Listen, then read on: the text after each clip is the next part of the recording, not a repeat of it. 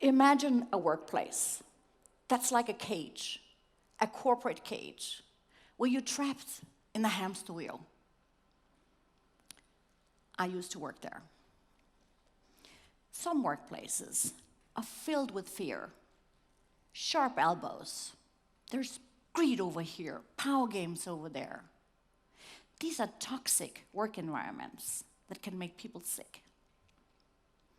When things got tough in the corporate cage, I learned to do the duck. You know, look cool on the surface and paddle like hell underneath. Then I took a step back and I started asking people, what do you really need to be awesome at work? And the answers are trust, autonomy, and leaders that truly care. Leaders that have their backs. And I realized that leading with compassion is a way to give them that. My dream is to build the world's best workplace. A journey I set out on, together with some of the most awesome people on the planet. We design award-winning products and services for our clients. And with the same passion, we have designed the compassionate culture that we believe in. Compassion is not about being nice. It's not about having pity either. Compassion is the ability to understand the needs and the problems of others and then act. Empathy is not enough. You need to act to create a positive change. Did you know that empathy and compassion feel different to us? Because they lie in two different parts of the brain. Empathy is in the same place as suffering. So too much of it can actually burn you out. Where compassion is in the same place in the brain as love. So when you activate your compassion, it nourishes that loving feeling. This is why compassion is so powerful. Last year, a colleague of mine experienced a terrible crisis in his life. His loved one, through 22 years, told him that she no longer loved him. He was heartbroken and devastated. So what does a man do? Well, some guys would go to their caves, put on their iron face, and just deal with it by themselves. But not this guy. He did what most of us wouldn't dare to. He sent an email to the entire company, just to let people know that they couldn't expect the same level of energy and tolerance and cheerfulness as usual from him, because he was shell-shocked. What would the reactions have been in a corporate cage? What do you think? Avoidance? Talking behind his back, maybe? Scolding from management? How do you think it played out in our company?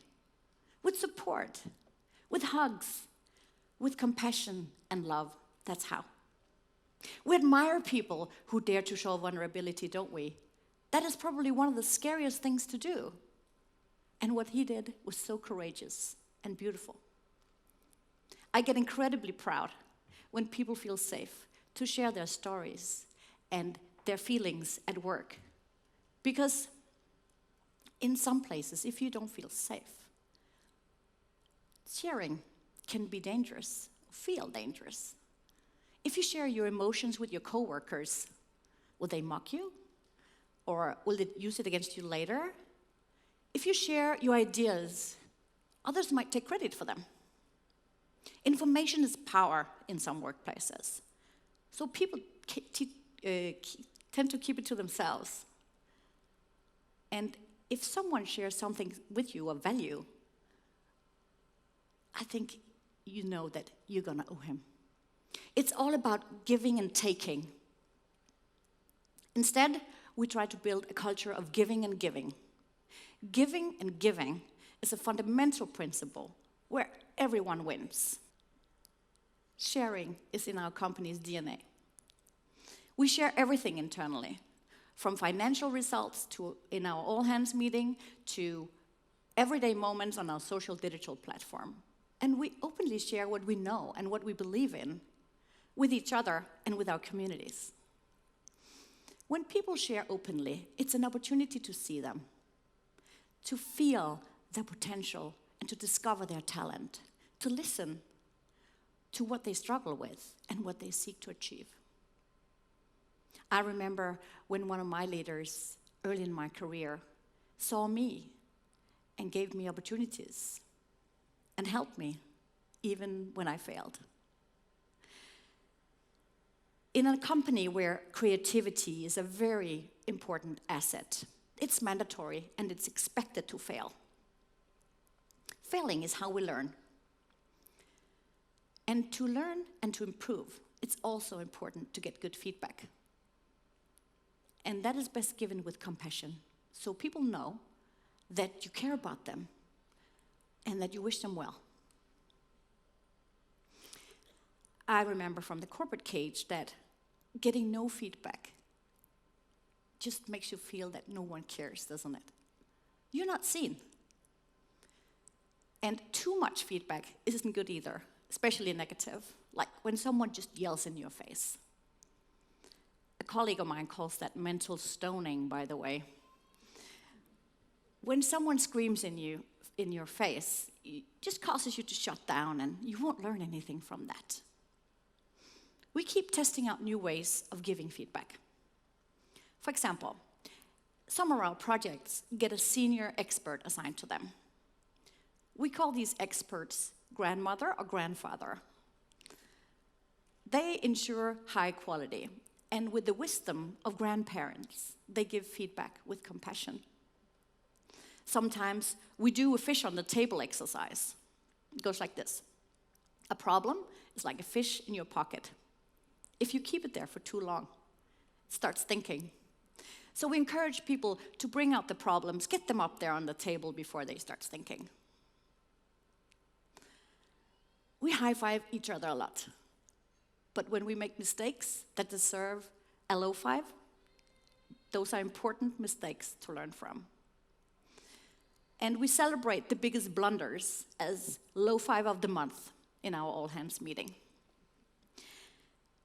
These organizational ceremonies, of course, are great for building a culture, but the most important thing are the people. So when we hire new people, we set the bar high. We want brilliant people, but we don't want brilliant bastards. No work jerks without the potential for compassionate behavior. So, did you know that the high performers, though, without the cultural fit, they're the worst?